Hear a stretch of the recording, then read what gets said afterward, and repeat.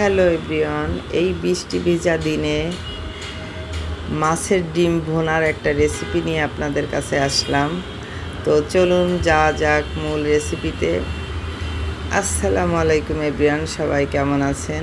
তো আমি প্রথমে যেটা করেছি, মাছের ডিমটাকে ভালো করে গরম পানি করে ধুয়ে লবণ হলুদ দিয়ে একটু পানি দিয়ে এখন সিদ্ধ করে নিব। তো বেশ কিছুক্ষণ সিদ্ধ করার পরে এখন এটাকে আমি নামিয়ে নিব।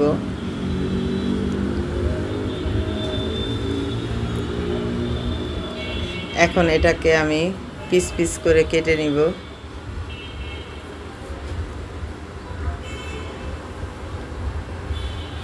তো আমি সবগুলা ডিম পিস পিস করে কেটে নিচ্ছি।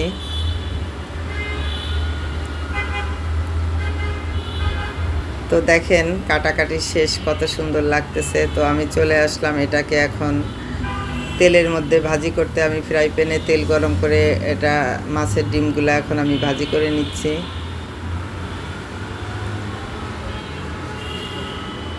তো এই যে ডিম ভাজি হয়ে গেছে, আমি নামিয়ে নিচ্ছি। আর বাকি ডিম যেগুলো ছিল এগুলো আমি এখন ভাজি করে নিব।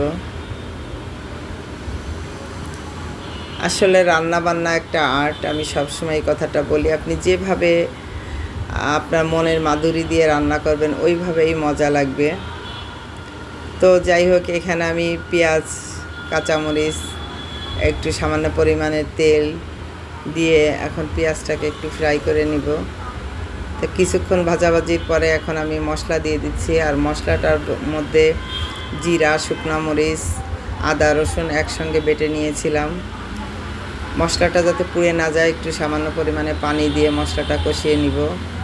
এখন দিয়ে দিলাম লবণ, শুকনো মরিচের গুঁড়া, একটু হলুদ, একটু ধনিয়ার গুঁড়া। এটা দিয়ে ভালো করে কষিয়ে নেব। আর দিয়ে দিচ্ছি টমেটো পেস্ট।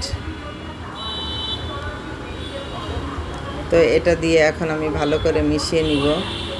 মশলাটা ভালো করে কষিয়ে নেওয়ার পরে আমি এখন মাছের ডিমগুলা দিয়ে দিলাম, ভেজে রাখা ডিমগুলা।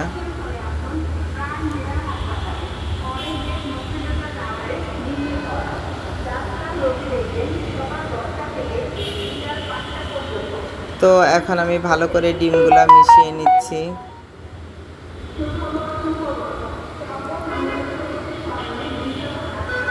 ভালো করে মিশিয়ে নেওয়ার পরে এখন আমি একটু পানি দিব মশলাটা ভালো করে মেশার জন্য। আর দিয়ে দিলাম একটা তেজপাতা একটু ঘ্রাণের জন্য।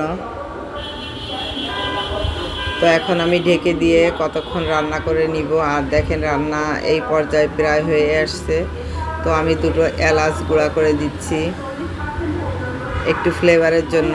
এটা যার পছন্দ না হয় সে দিবেন না, আমার ভালো লাগে তাই একটু দিলাম। তো রান্নাটা দেখেন হয়ে গেছে, এখন আমি এটা নামিয়ে নিব।